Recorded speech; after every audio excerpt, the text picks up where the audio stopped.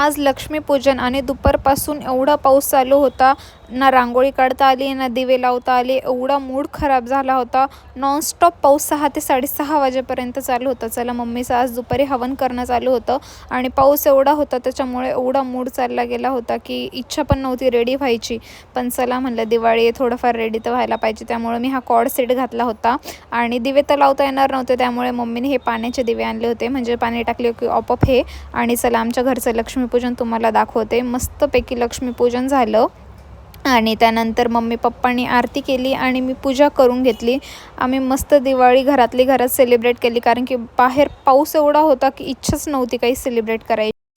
तरी पाऊस थांबल्यावर आम्ही भरपूर एन्जॉय केलं. फटाके फोडले बघा, पूर्ण अंगण ओलं झालेलं होतं, तरी सगळ्यांनी एन्जॉय केलं. आणि माझ्याकडून आणि माझ्या फॅमिलीकडून तुम्हाला दिवाळीच्या खूप खूप शुभेच्छा. मम्मी पप्पाची पण पूजा झाली आणि ते पण बाहेर आले फटाके फोडायला. पप्पा तर डायरेक्ट दिव्यालाच लावत होते फुलचक्कर. मी तर खूप मजा आली, खूप हसत होतो आम्ही आणि मस्त आमची छान दिवाळी सेलिब्रेट झाली. असा होता माझा लक्ष्मीपूजनचा व्लॉग. आवडला असेल तर नक्की लाईक करा आणि शेअर करा. बाय.